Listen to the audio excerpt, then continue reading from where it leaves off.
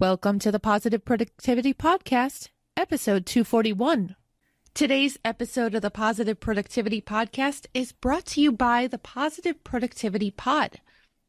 Created to empower entrepreneurs to achieve and appreciate personal and professional success without burnout, the pod offers weekly group coaching sessions, online courses, a private member community, and tons more. To learn more about the pod and to sign up, visit positiveproductivitypod.com. See you on the inside. The Positive Productivity Podcast was created to empower entrepreneurs to achieve and appreciate personal and professional success. I'm your host, Kim Sutton, and if you're ready, let's jump into today's episode.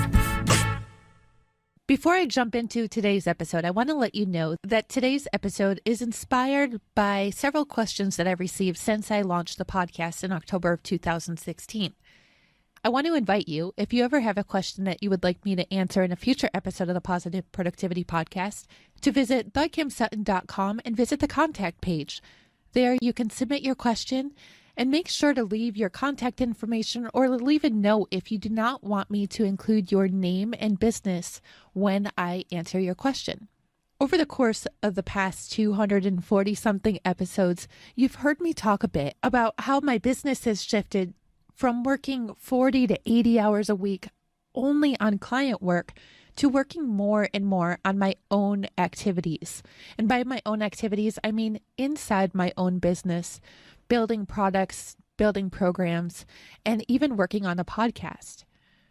I've received quite a few questions about how I knew it was time, whether or not I was scared, and how I did it, especially with all my kids.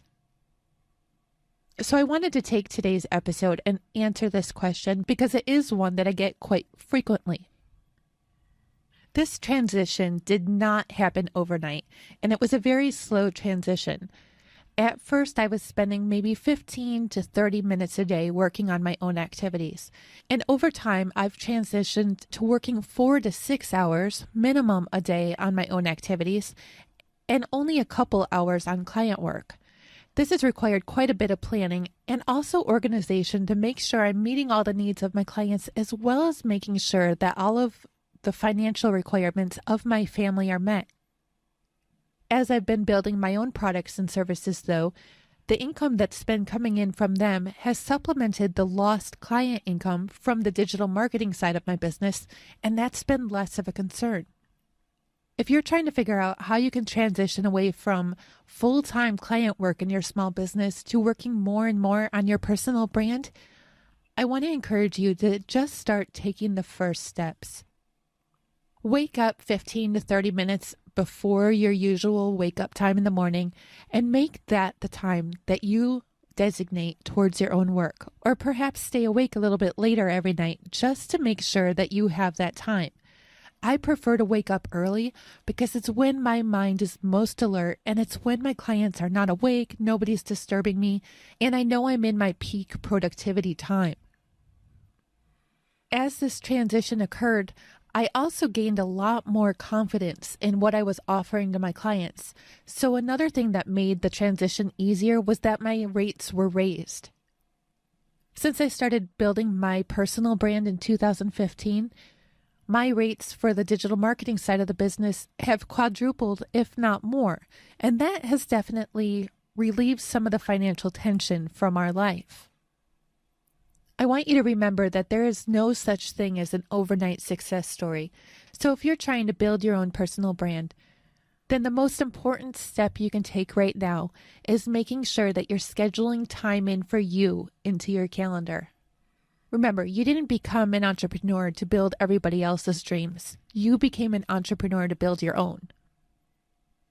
If you don't take control of your calendar now, then somebody else will. So make sure to schedule time in for you and your dream building. The same goes if you're still working full-time in another job. You have to set up time in your schedule to be building your dreams into making them a reality. If you're curious about any of the tools that I'm using in my business to help me in this growth, I want you to visit my resources page, which you can find at thekimsutton.com/resources. While this is still a page in development, I'll be giving a rundown of all the different tools I use in my business that allow me to best use my time and also take time away from work to spend with my family. This is crucially important. We need to make sure that we're taking time for ourselves, that we're taking time for our friends, family, and loved ones, and that we're also taking time to sleep. Please don't hesitate to reach out at any time on my contact page if you have any questions about any of this, or as I mentioned before, to submit a question for a future episode. Now, with all this said, go forth and have a positive and productive day.